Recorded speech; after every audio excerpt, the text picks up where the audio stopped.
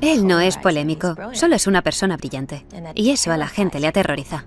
Es el epítome del sueño americano, pero también es la viva representación de la pesadilla americana. El señor Trump tiene que entender que el mundo no gira alrededor de su pene. Nunca antes había pensado, ese es el hombre que quiero que se postule para la presidencia, pero madre mía, ahora le adoro.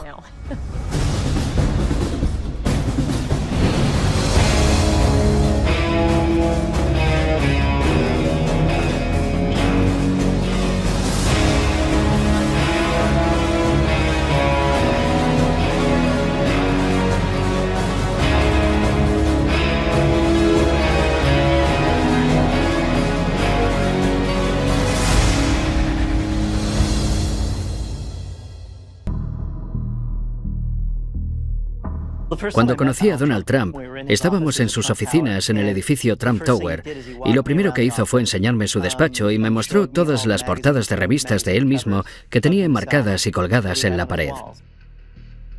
Debemos comprender que Donald Trump tiene una imagen muy cinemática de sí mismo. Lo que más le gusta hacer es sentarse en el sofá de su casa a ver películas y comer hamburguesas. Antes de meterse en el mercado inmobiliario, se planteó invertir en la industria cinematográfica. Me dijo que había pensado en mudarse a Hollywood para convertirse en productor de cine. Durante el tiempo que estuve con él no dejaba de hablar sobre películas o actores que le fascinaban. Un día me dijo que Clint Eastwood era la mayor estrella de cine de todos los tiempos. Y entonces me vino la imagen de Clint Eastwood apartándose el poncho por encima del hombro interpretando a El hombre sin nombre, paseando los dedos por encima de su revólver.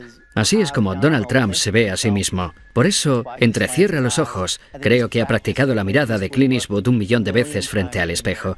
Y se imagina a sí mismo llevando a cabo el rodaje de una película producida por Trump, dirigida por Trump y escrita por Trump. Se titularía La vida de Trump.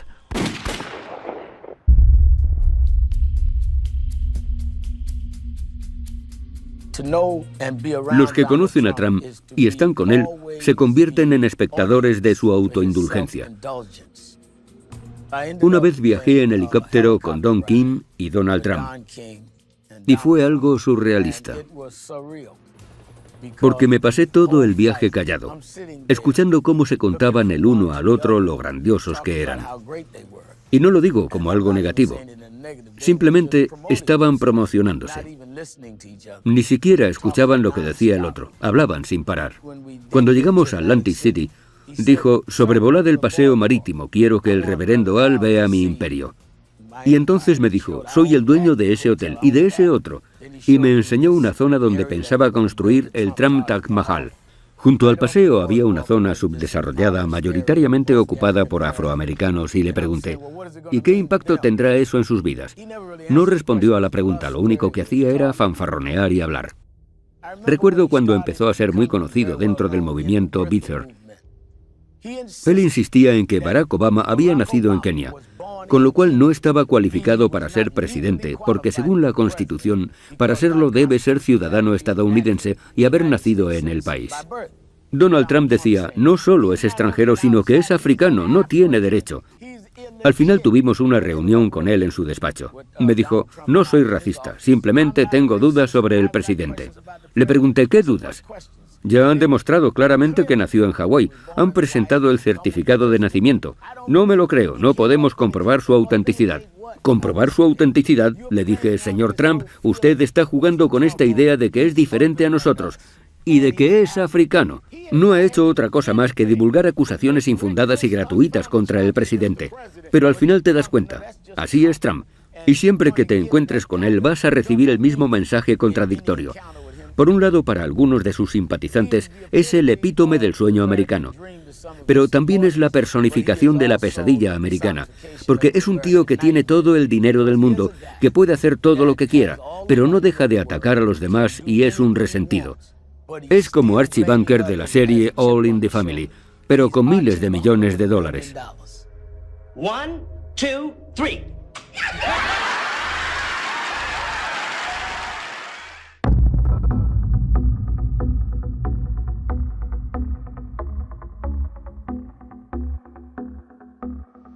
Le conocí porque en las clases de economía realizamos un caso de estudio sobre un libro llamado El arte de la negociación, uno de sus libros más vendidos. Y me dejó fascinada, porque estaba lleno de códigos de tiempo. Era como repasar un día cualquiera en la vida de Donald Trump. Llamar a esta persona, llamar a esta otra, llamar a mi abogado. Se veía el funcionamiento interno de esta gran mente. Hablaba de cómo destruir a la competencia. Era tan provocativo. Él lo ve todo como una partida de ajedrez. Y yo soy una ávida jugadora de ajedrez. Mientras leía el libro no dejaba de pensar. Para él, todo es como una gran partida de ajedrez. Cuando oí hablar de The Apprentice, lo anunciaban como una entrevista de trabajo. Si tienes lo que hay que tener, si quieres vivir como yo, manda tu currículum para ser mi becaria. Y nos lanzamos de cabeza. ¿Quién no quiere ser multimillonario? ¿Quién no quiere vivir en el Trump Tower y tener un ejército de mayordomos a su disposición? Donald Trump es la mente más brillante del mundo en cuanto a marketing y técnicas de venta. No tiene rival. Ya era muy famoso, pero se ha acabado convirtiendo en una superestrella, como una estrella del rock. You know, the show has gotten great reviews. I've gotten great reviews. Everything's gotten great reviews except for one thing, my hair. Todo el mundo decía, estás despedido, como en el programa. Todos querían estar cerca de él. He visto a gente enamorarse de él nada más conocerle. Gente que le apoya en todo lo que dice, que compra todo lo que vende, que hace cola por él, que le aclama. I am officially running for President of the United States, and we are going to make our country great again. Sabe que mientras la gente esté entretenida, mientras se sienta cautivada, mientras se mantenga la intriga, van a seguir viéndole, le van a prestar atención. Conoce mejor sus ángulos, sabe qué frases usar para elevar los ánimos, para bajarlos un poco, para dar énfasis, para suavizar. Conoce a su público. Sabe lo que esperan de él y él sabe dárselo.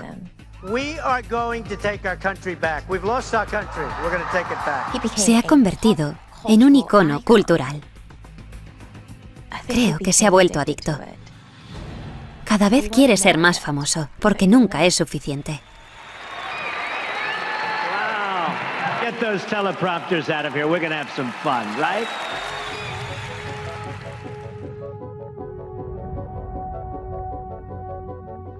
Mira, esta es una de mis posesiones más valiosas. De hecho, la guardo bajo llave. La Academia Militar de Nueva York fue el lugar donde Donald Trump se convirtió en líder por primera vez. Fue la primera vez que estuvo al mando de su propia compañía. En esta página aparezco justo al lado de Donald Trump. Si nos fijamos en esta fotografía del anuario, vemos que tiene una estrella a cada lado del cuello de la chaqueta. Eso es porque era un cadete condecorado. Donald Trump es un líder nato. Aprovechaba su sonrisa y encanto natural para llevarse bien con todo el mundo y parecía que caía muy bien a todos. Con 17 años ya tenía a 40 cadetes bajo su mando. Era mi capitán, así que le conocí bastante bien. Donald era un chico algo rebelde y necesitaba aprender a canalizar esa rebeldía. Siempre me pareció un hombre con un objetivo muy claro, incluso por aquel entonces. Conseguía que todos cooperáramos para hacer lo que él quería.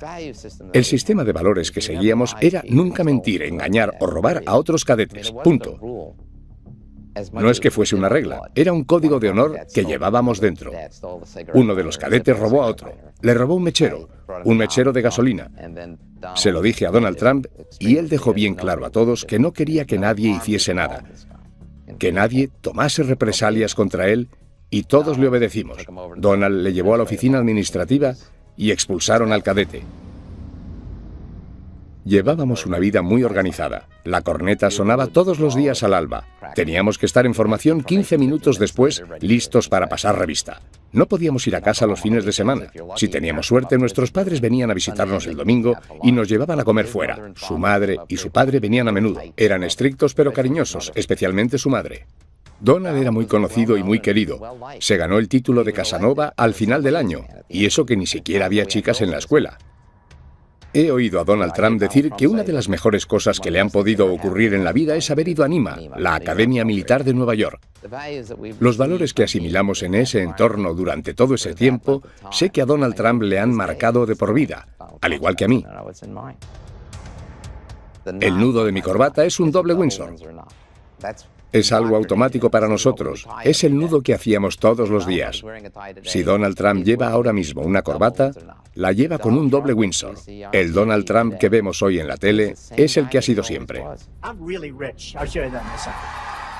No nos confundamos. Donald Trump proviene de una familia muy rica. No penséis en una familia rica cualquiera. Fred Trump amasó una fortuna de al menos $500 millones. La riqueza y las conexiones políticas de su padre fueron determinantes en el ascenso y éxito empresarial de Donald.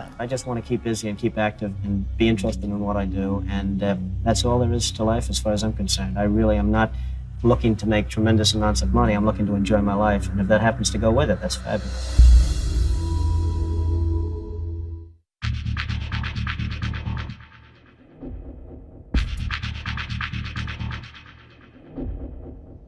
A lo largo de los años he tenido muchas reuniones con Donald Trump y durante esas conversaciones tenía la impresión de que él se veía a sí mismo como un forastero. Al principio creía que lo hacía para caerme en gracia, pero la verdad es que lo creía. Sentía que no formaba parte de lo que podíamos llamar la casta de sangre azul que dirigía Nueva York, que se había colado en ese entorno. Y su dinero, su glamour y la fama de su nombre nunca le hizo sentir que formaba parte del gremio del mercado inmobiliario. Él se sentía como un tío Queens. Y no solo parecía querer colarse en ese mundo, sino también ridiculizarlo. Quería rebautizar todos los edificios con el nombre de Trump.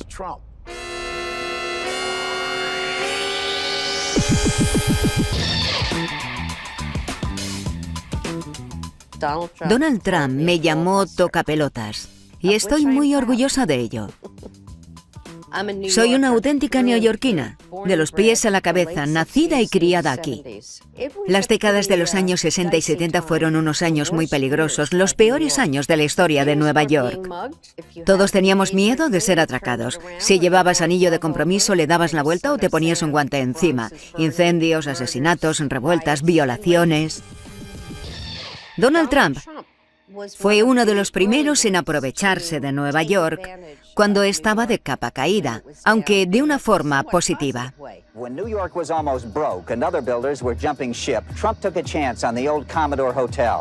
Él entendió que Nueva York tenía problemas o que la cosa estaba a punto de cambiar y se lanzó de cabeza para aprovechar la oportunidad y hacer negocios. Entonces vino al West Side y se encontró con su propio Waterloo. Trump's flashiest project is still on the drawing board. He and architect Helmut Jahn want to build a giant complex of offices, apartments, and shops on a 13-block site along the Hudson River. Quería construir un muro de 20 metros a lo largo de West Side, en el cual debajo habría un aparcamiento de 9.000 plazas, un centro comercial de 185.000 metros cuadrados, sobre el cual se erigía un edificio de 150 pisos, el edificio más alto del mundo, flanqueado por otros 6 edificios que también estarían entre los más altos del mundo. Habría diezmado por completo toda la economía en varios kilómetros a la redonda, no solo en el West Side. Trump era una figura muy influyente en esa época. Pidió al ayuntamiento que hiciese modificaciones en las leyes medioambientales y consiguió ponerlas en marcha. La idea de luchar contra Trump nació en la mesa de mi comedor, que es donde normalmente germinan las luchas populares. Organizábamos protestas, recogidas de firmas. Nos apoyaba Tony Randall, Paul Newman, Bill Moyers, Lauren Bacall. En un momento dado teníamos 7.000 miembros. No nos sentíamos intimidados por él ni anulados por su arrogancia. Teníamos una misión. Sabíamos lo que estábamos haciendo. Demandamos al ayuntamiento. Para ello, tuvimos que reunirnos con el gran Donald, que era tan arrogante como cabía esperar.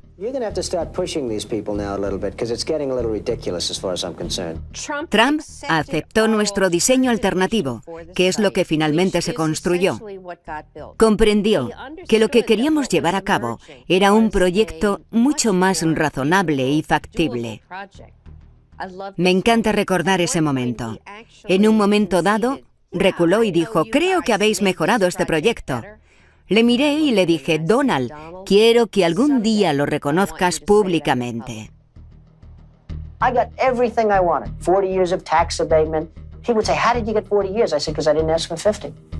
Siempre le digo a todo el mundo que quiero que en mi epitafio diga: Donald Trump me llamó tocapelotas.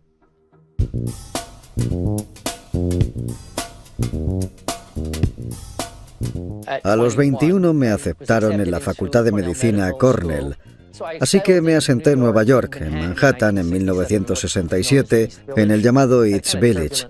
Sentía que el East Village era perfecto para un rebelde como yo, porque era una zona donde vivían muchos rebeldes, mucha gente que luchaba contra el Estado y la clase dirigente. Donald Trump quería construir en la zona de casas bajas del Soho una torre de apartamentos disfrazada de hotel para evitar las leyes urbanísticas, cuando en realidad iba a ser un edificio residencial, lo cual está prohibido. Creía que la gente del Soho éramos paletos y que podía aprovecharse de nosotros. Lo siento, Donald, si hay algún paleto aquí eres tú, porque no tenías ni idea de dónde te estabas metiendo.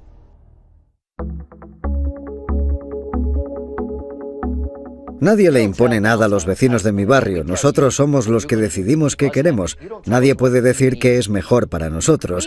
Inmediatamente pusimos una demanda contra la construcción. Sabíamos que iba a ser un edificio residencial, no un hotel. ¿Quién compra apartamentos a $20.000 el metro cuadrado cuando hay una demanda interpuesta? Nadie, y así fue. Después de un tiempo no había vendido ni uno. De hecho, se inició la ejecución hipotecaria y se subastaron. Así que nos salimos con la nuestra. Queríamos un hotel y eso fue lo que conseguimos. Donald Trump no consiguió lo que quería, se quedó sin su edificio residencial. Solo consiguió quedarse en bancarrota. Trump, haz lo correcto. Sigue las leyes, no eres mejor que nadie.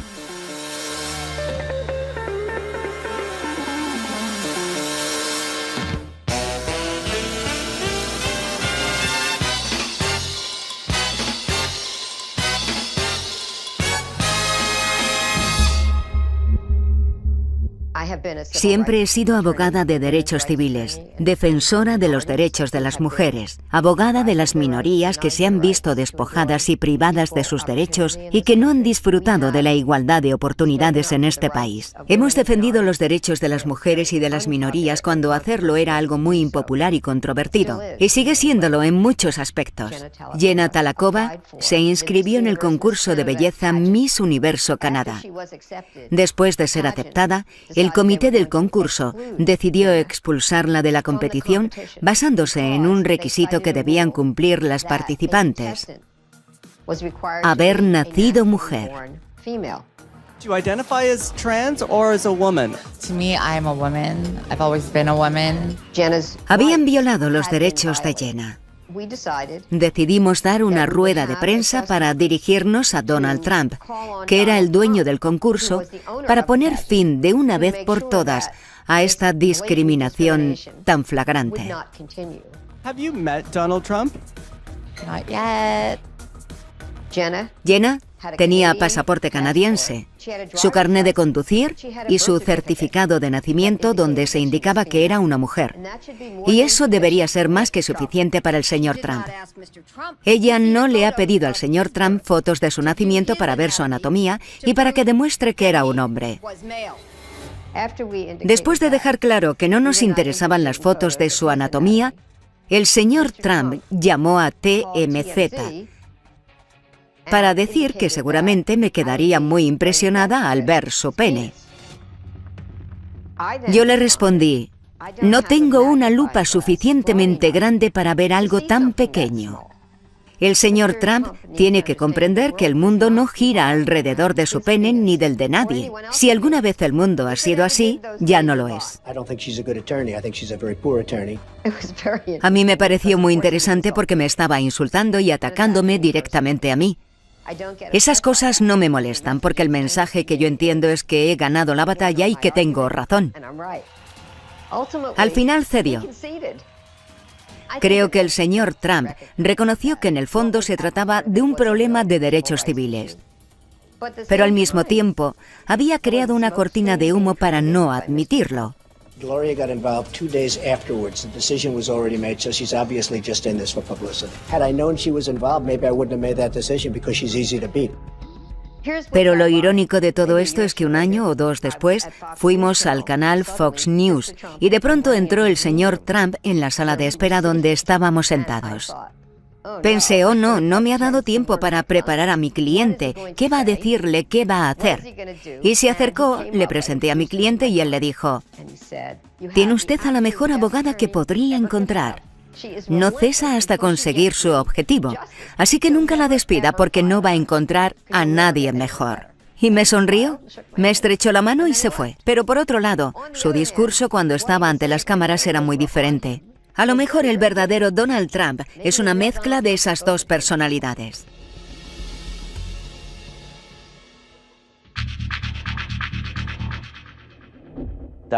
Donald Trump quería formar parte de la NFL y aprovechar un terreno muy bien cotizado que poseía en Manhattan. Donald pensó, a la NFL le vendría bien tener otro equipo en Nueva York, especialmente si jugase en Manhattan. La NFL no invitaba a Donald a entrar. La dirección de la NFL resistía sus esfuerzos de entrar en ese exclusivo club. En 1983 estaba a punto de inaugurarse una nueva liga de fútbol americano, la United States Football League. Donald tenía un juguete nuevo, un equipo de fútbol americano profesional. We now have strong ownership. The NFL, when it was most successful, had 6 teams. At its zenith, at its highest point, they had 6 teams. That's the number of teams that we should have. No hacía falta rebuscar mucho para darse cuenta de que tenía otros intereses, sus propios intereses. El objetivo de la USFL era jugar la liga durante la primavera, cuando era la única liga en funcionamiento, cuando no se juegan otros partidos de fútbol americano. Él irrumpió en la escena diciendo, si Dios quisiese que el fútbol se jugase en primavera, no habríamos inventado el béisbol. My attitude has always been the spring was a wasteland, and I came into this league on the basis and predicated on the fact that I thought the league would move to the fall, and they have. En los 80 solo había 3 cadenas y las 3 estaban ligadas a la NFL. La USFL había decidido trasladarse al otoño. Ninguna de las cadenas quería trabajar con ella. Los estadios no estaban disponibles, ya no les quedaba dinero. Según se calculó, habían perdido unos $200 millones. Trump metió a la USFL en una demanda contra la NFL por haber violado los tratados antimonopolio. Based on what everybody tells me, based on common sense of the law, there is virtually no chance that we can lose this lawsuit.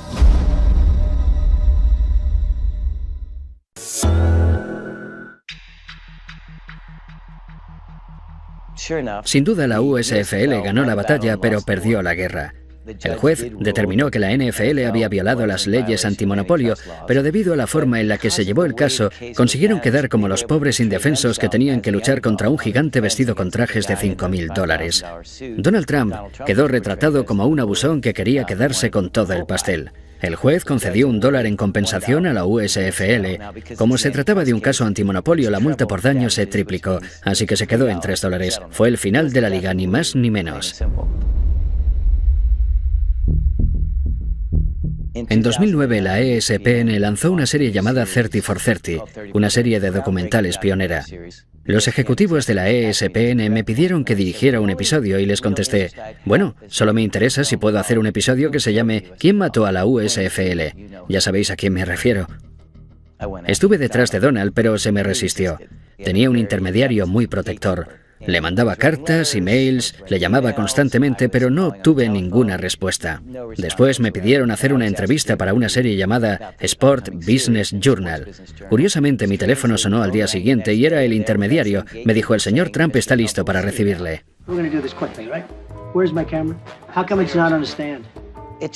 Parecía que no quería estar ahí. Todo le molestaba. Quería pasar a la siguiente pregunta y se notaba que estaba inquieto. Era como un niño pequeño cumpliendo un castigo. Conseguimos justo lo que queríamos y él se esforzó por defenderse como pudo, pero entonces le di el golpe de gracia. Le enseñé el cheque que el juez le había concedido a la USFL. Quiero que veas esto. Eso le sacaría una sonrisa, ¿no? Pues no. Se acabó. Esa fue la gota que colmó el vaso. Se fue dándome unos golpecitos en el hombro con condescendencia y se marchó de la habitación. Me dijo, espero que entiendas que lo he hecho lo mejor que he podido. Le contesté, bueno, Donald, yo no soy un director de cine y voy a intentar ser todo lo objetivo y justo que me sea posible. Vamos a hacer un estreno por todo lo alto. La ESPN te va a invitar, te mandará una limusina. Espero que puedas venir. Y me dijo, bueno, eso dependerá de ti, ¿no crees?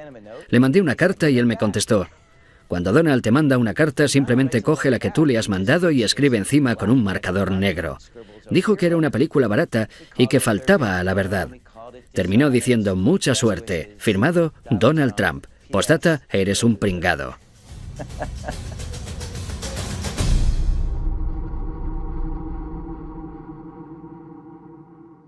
No iba a vivir en una vivienda de protección toda mi vida, y lo sabía porque mi madre nos permitía soñar, explorar y usar nuestra imaginación.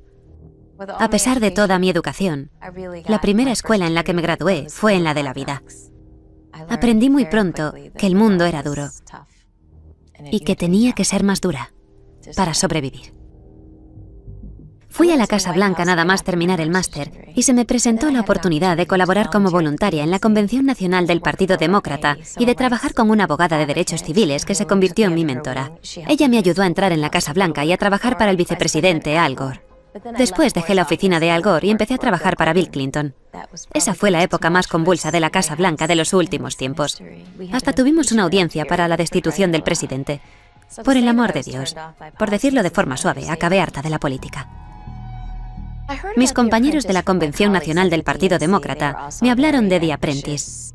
Ellos también eran muy ambiciosos y me comentaron que había un nuevo programa que Donald Trump iba a hacer con Mark Burney. No se lo dije a nadie, pero pensé, voy a presentarme al concurso. Donald Trump buscaba a alguien que luchase para convertirse en director ejecutivo de su compañía. Quería personas como él. Honestas, provocativas, agresivas. Sabía que mi presentación marcaría el tono de mi relación con Donald Trump y tenía que diferenciarme de los demás. Donald Trump no me intimidaba, pero el proceso sí. No había reglas claras. Se hacía lo que Donald Trump decía. Lo que a él le apeteciese en el momento. Era el que decidía quién se iba a casa, fuese justo o no. Era el programa de Donald Trump, y eso sí me intimidaba. Siempre que entraba en el despacho, sabía que me la estaba jugando. Porque cuanto más forzase la situación, más famosa me hacía. Cuanto más agresiva fuese, cuanto más discutiese, cuanto más pelease, cuanto más insultante fuese, más fama adquiría mi marca, más crecía mi nombre, más gente quería verme en la tele. Finalmente me dijo esa terrible frase: «Estás despedida», con la mano así. Mi ambición iba más allá del concurso. Yo estaba jugando a un juego dentro del juego. No solo quería que los espectadores de The Apprentice supiesen mi nombre, quería que el mundo entero me conociese. La gente suele preguntarme por Donald, sobre si es tal y como parece, cuando en realidad Donald está jugando a un juego dentro del juego y está ganando. Y cuando no gana, cambia de juego y la gente no sabe seguirle el ritmo. Él no es polémico, solo es una persona brillante. Y eso aterroriza a la gente. Donald J. Trump is calling for a total and complete shutdown of Muslims entering the United States until our country's representatives can figure out what the hell is going on. La gente está cansada. Está cansada de que los políticos les digan una cosa y luego hagan lo contrario. Pero confían en lo que él dice. La gente que apoya a Donald sabe que lo que dice es lo que va a hacer. Porque todo lo que ha dicho en el pasado lo ha hecho. We're bringing our jobs back, folks. We're bringing our jobs back. We're going to bring them back.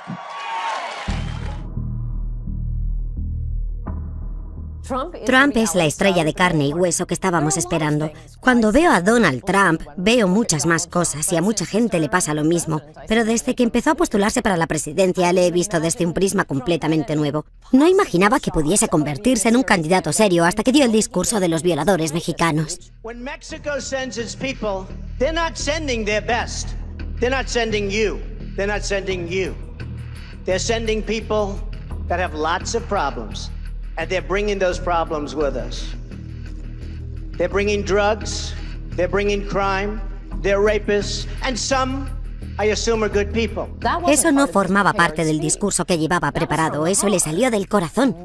Yo sabía que en cuanto un candidato empezase a anteponer los intereses de Estados Unidos a los de los extranjeros y a los de algunos plutócratas, ascendería meteóricamente en los sondeos. Llevo mucho tiempo rogándoles a los candidatos presidenciales republicanos, literalmente rogándoles, que incluyan el problema de la inmigración, y nunca me han hecho caso. De repente Trump vio una entrevista que me hizo Jorge Ramos e inmediatamente pidió que le llevasen una copia de mi libro Adiós América. El principal tema que trato son las violaciones por parte de mexicanos. 2 semanas más tarde, cuando estaba dando el discurso presentando su candidatura, se salió del guión y empezó a hablar de los delincuentes, traficantes de drogas y violadores que México nos envía. This is hate language. This will incite violence not only against Mexican Americans, Mexicans, but also against migrants. Y cuando una semana más tarde vi que no se había retractado después de todo el escándalo, pensé, aquí está, es el candidato que estaba esperando. It's not about me, it's about you, believe me. This is a movement.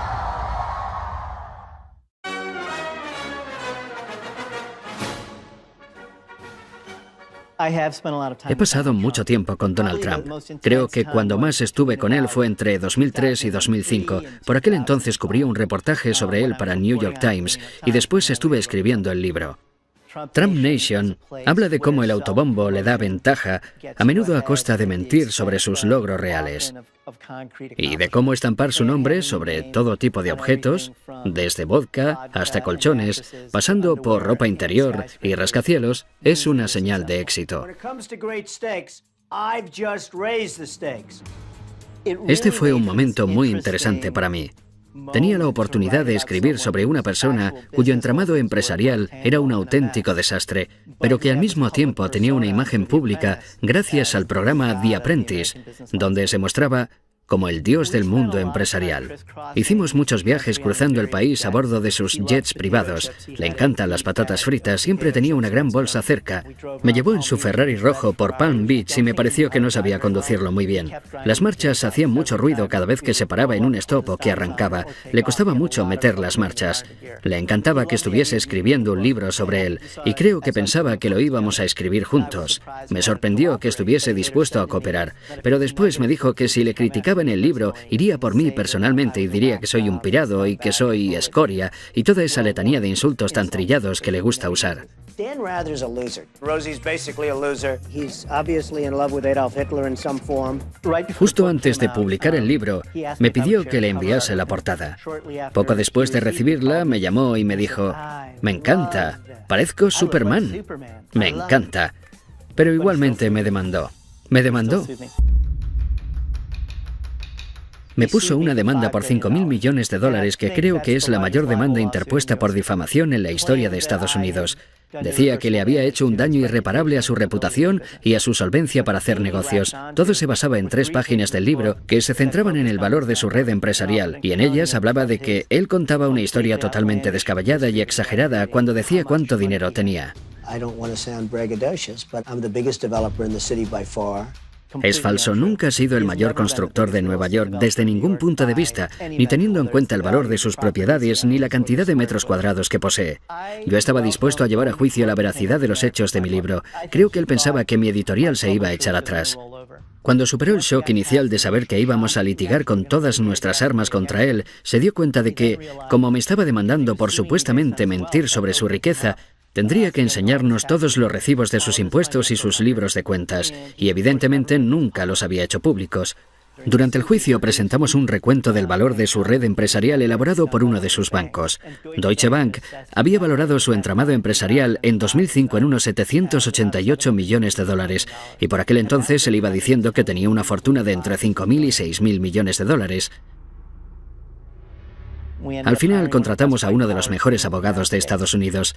Este le preguntó a Donald cómo había estimado el valor de su red empresarial. Y la respuesta de Donald fue básicamente, bueno, depende de cómo me sienta. Depende de cómo me sienta cada día y sobre todo depende de cómo me vea a mí mismo. Le plantamos cara a Donald, le quitamos la máscara para mostrar cómo era en realidad y perdió. Creo que su autoestima y su identidad están demasiado envueltas en esta fantasía de ser un megamillonario. Y en el fondo es una persona tan insegura que si no se muestra como una de las personas que merecen estar entre los 100 o los 200 primeros de la lista Forbes, no es nadie.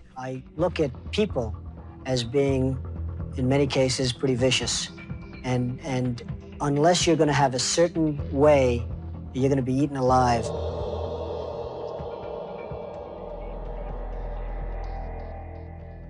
Politicians are supposed to make a lot of promises they don't intend to keep. They're not supposed to tell us what they really mean. I've never seen anything like this Donald Trump before. Nadie, salvo un multimillonario excéntrico que ama a Estados Unidos, podría hacer lo que él está haciendo. Porque sus contribuyentes le dirían, no, ese no es nuestro mensaje. Demuestra tener mucho carácter porque está dispuesto a perder dinero, a perder amigos en su mismo vecindario. No está tomando una decisión muy popular.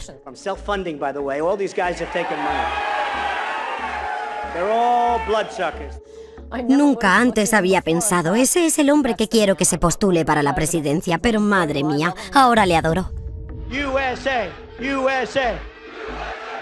Nunca había asistido a un evento político donde la gente estuviese tan feliz, porque por fin alguien hablaba sobre inmigración, sobre comercio y sobre proteger a los americanos, y además mandaba a tomar viento fresco a los medios de comunicación y a la corrección política. Los ciudadanos llevan mucho tiempo esperando que alguien se ponga de su lado en estos asuntos. En todos sus mítines, ¿cuál es la frase que despierta más ovaciones? Voy a levantar un muro. Todo el mundo se pone en pie al oírlo. Es cuando más le aplauden. Si nota que se está alargando demasiado, que la gente empieza a aburrirse, que dice algo que no gusta, si quiere ganárselos de nuevo, empieza a hablar del muro.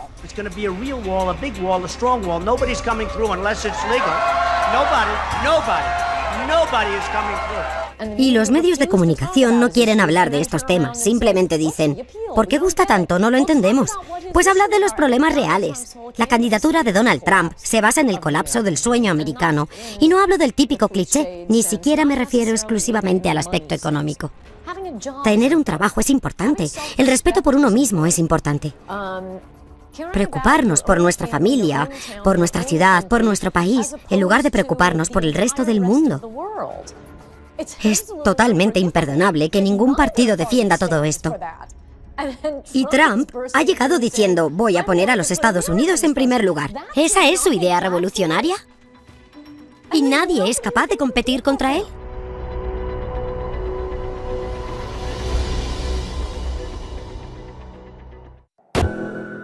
We view this as war. Don't we view this as war? It's war.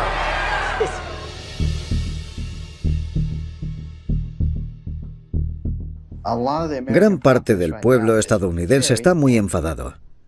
No dejan de mandar representantes a Washington para que cambien las cosas, pero nada cambia. Y la cosa va cada vez peor. Y a menos que alguien luche por ellos, nada va a cambiar. Estados Unidos es ahora igual que la Roma antigua. La ciudad se está desmoronando a nuestro alrededor y el pueblo solo quiere ir al Coliseo. Estamos en ese punto y Donald Trump resulta que lo ha comprendido. Muchos dicen que tiene que cambiar esa actitud y tiene que empezar a comportarse como un presidente. Pero lo cierto es que estamos siendo testigos de un combate de lucha libre y si no sabes comunicarte con el público de la lucha libre, no vas a llegar a ninguna parte. Da igual lo lógicos que sean tus argumentos. The world laughs at us. They won't be laughing if I'm president. Creo que el objetivo final de Donald Trump, cuando empezó a postularse para presidente, era desarrollar y afianzar influencias políticas y ganar más poder. Y creo que en algún momento, al ver todas esas masas y toda esa gente apoyándole, empezó a pensar, puedo ganar estas elecciones. Pero en el fondo no estoy convencido de que quiera ser presidente. Creo que si un día se despertase y tuviese que dirigir el país, para él sería una auténtica pesadilla, porque ni siquiera sabe dirigir su negocio correctamente. No es un buen director, pero es un promotor excepcional, y no tiene que dirigir nada mientras que sea capaz de seguir jugando con humo y espejos. Y él sabe jugar con ellos mejor que nadie que yo conozca.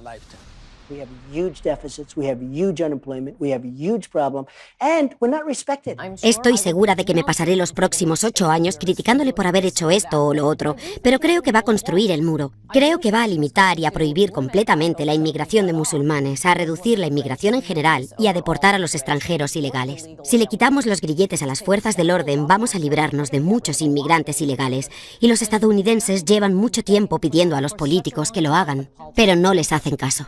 Thousands of people trying to get in. Should we let them in or not?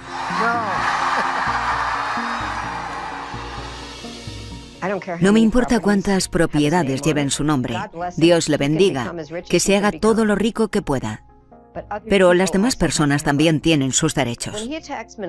Cuando ataca a las minorías o a las mujeres a las que se les ha denegado sus derechos, da a entender muchas cosas sobre sí mismo.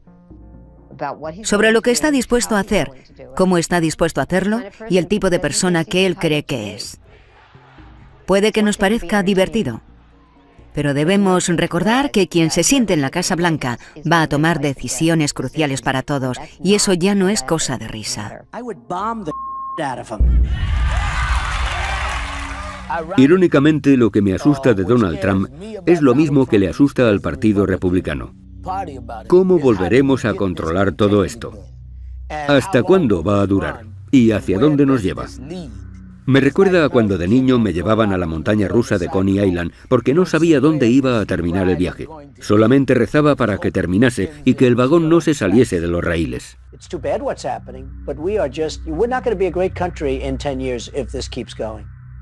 La gente siempre me pregunta, si Donald ganara, ¿te irías con él a trabajar a la Casa Blanca? Y les digo, por supuesto.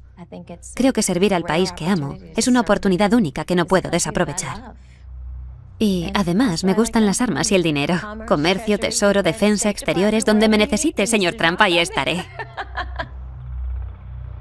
Lo peor que podéis hacer es subestimar a Donald Trump. Nunca, nunca subestiméis a Donald Trump. Creo que la Casa Blanca de Trump tendría unos 50 pisos de altura. Estaría pintada de dorado, instalaría luces intermitentes por toda la avenida Pensilvania. El Air Force One estaría incrustado de diamantes. La televisión emitiría más charlas del presidente junto a su chimenea de las que querríamos ver en toda nuestra vida. Aparte de eso, puede ser un buen presidente, pero cualquiera que piense que Donald Trump va a desaparecer está tremendamente equivocado.